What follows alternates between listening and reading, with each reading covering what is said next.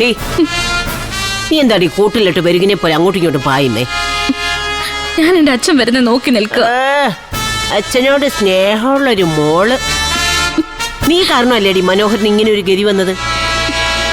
നീയും കൂടി അറിഞ്ഞോണ്ടല്ലേ അവനെ പോലീസ് പിടിച്ചത്? മുത്തശ്ശി, ദൈവത്തെ ഓർത്ത് ഇല്ലാ വചനം പറയരുത്. ശരത്ത് പറഞ്ഞ എനിക്ക് മനസ്സിലാക്കാം. കാരണം അവൻ ഒന്നാം തരം ക്രിമിനലാ. എന്താ എന്താ എന്നെ പറ്റി പറഞ്ഞേ? ശരത്ത് മോൻ ക്രിമിയാണെന്ന്. ക്രിമിനൽ, കുറ്റവാളി, നോട്ടോറിയസ് ക്രിമിനൽ. അവളൊരു ബ്രിട്ടീഷുകാരി. 2 ഇംഗ്ലീഷ് വാക്ക് പറഞ്ഞാൽ ഉടനെ ഈ വിലാസിനെ അങ്ങ് ഒടിഞ്ഞു മടങ്ങി താഴെ വീഴുമല്ലേ? ഡേ, പഴയ 7ാം ക്ലാസ്സാ ഞാൻ. എന്നോട് നീ മുട്ടാൻ നിക്കല്ലേ. ഞാൻ മുത്തശ്ശിയോട് വഴക്കിനൊന്നും ഇല്ല. അതാ നിനക്ക് നല്ലത്. മോനെ, മനോഹരന്റെ കാര്യത്തിൽ എന്തെങ്കിലും തീരുമാനം അറിഞ്ഞോ? ഞാൻ പറഞ്ഞില്ലായിരുന്നു മുത്തശ്ശി. ഏജൻസിന്ന് ആരോ ചെന്ന് ജാമ്യത്തിലിറക്കി. അവിടുന്ന് എങ്ങോട്ടാ പോയെന്ന് ആർക്കും അറിയത്തില്ല. കള്ളു കുടിച്ച് തനിയെ കാർ ഓടിച്ചു പോയപ്പോ വഴിയിന്ന് പോലീസ് പൊക്കിയെടുത്തോണ്ട് പോയതാ. ഇടി വല്ലതും കിട്ടിയിട്ടുണ്ടെന്ന് വരുമ്പോ അറിയാം.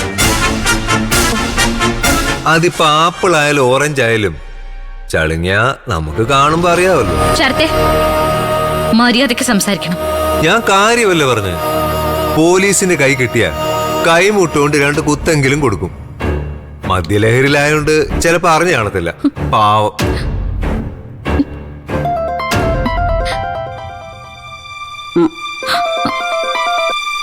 ഹലോ സിദ്ധു. ആ ദേവികെ, അച്ഛൻ എൻ്റെ ഒപ്പം ഉണ്ട്. ഈശ്വര, നേരെ ഇങ്ങോട്ട് വരുമല്ലേ? ഞങ്ങള് ടൗണിലേക്കൊന്ന് കറങ്ങി അച്ഛൻ്റെ മനസ്സൊന്ന് ശാന്തമായിട്ട് അങ്ങോട്ട് വന്നോളാം. സിദ്ധു, അച്ഛനൊന്ന് ഫോൺ കൊടുക്കാമോ? ഞാനൊന്ന് സംസാരിച്ചോട്ടെ. തൽക്കാലം അത് വേണ്ട ദേവികെ. അച്ഛനൊന്ന് കണ്ണടച്ച് മയങ്ങുക.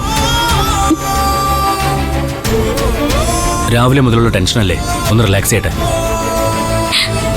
പിന്നെ അവിടുത്തെ ടെൻഷൻ ഒഴിവാക്കാനാണ് ഞാൻ വിളിച്ചത്. ശരി സിദ്ധു.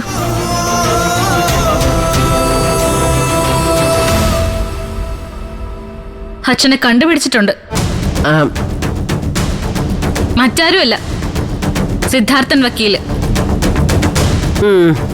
കേട്ടോടാ ശരത്തെ. ആള് കളിച്ചേ കുടുംബത്തിന്റെ നടുമുറ്റത്ത് ചുമ്മാ നിന്നാ പോരാ. ഒരപകടം വരുമ്പോ ഓടി വന്ന് സഹായിക്കാനും മനസ്സ് വേണം.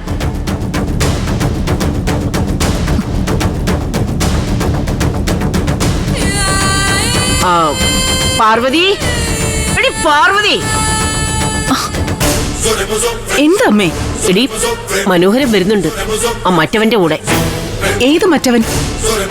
ഓ, ദേവികയുടെ കീല്. എടി, വക്കീല് സിദ്ധാർത്ഥൻ. അവന്റെ സഹായത്തോടെ മനോഹരേട്ടൻ പുറത്തിറങ്ങണ്ടായിരുന്നു. ഇതാണ് അമ്മേ സെന്റിമെന്റൽ സ്ട്രാറ്റജി. അവൻ ഇവിടെ സ്ഥാനം ഉറപ്പിക്കാനുള്ള അടവ് നയം. ഇപ്പൊ അവരെന്നോട് പറഞ്ഞു കേട്ടില്ലേ, ഞാൻ കുടുംബത്തിന് വേണ്ടി ഇറങ്ങി കളിക്കണം. ഞാൻ വെറും സബ്സ്റ്റിറ്റ്യൂട്ട് അല്ലമ്മേ. അതെങ്ങനെ? ഇവിടുത്തെ കോച്ച് പിടിച്ചിരിക്കുമല്ലോ. വിളിച്ചാലല്ലേ എനിക്ക് ഇറങ്ങാൻ പറ്റൂ. അമ്മ, അച്ഛനും സിദ്ധുവും വരുന്നുണ്ട്. അതിന് ഞങ്ങളിവിടെ നിൽക്കുമ്പോഴല്ലേ നിന്നെ വിളിച്ചു പറഞ്ഞത്? അതിനിപ്പോ ഞങ്ങളെന്തോ വേണം? നെറ്റിപ്പട്ടം കെട്ടാൻ തെച്ചിക്കോട്ട് രാമേന്ദ്രനെ കൊണ്ടുവരണോ? അതോ പാമ്പാടി രാജനെയോ? അതും അല്ലെങ്കിൽ മൂന്നാറിന്ന് പടയപ്പ ഇറക്കാം. അല്ലെങ്കിലേ ഏഴാറ്റുമുഖം ഗണപതി. ആ ആനച്ചക്കനാ ഇപ്പൊ ട്രെൻഡ്. മിടുക്കനാ.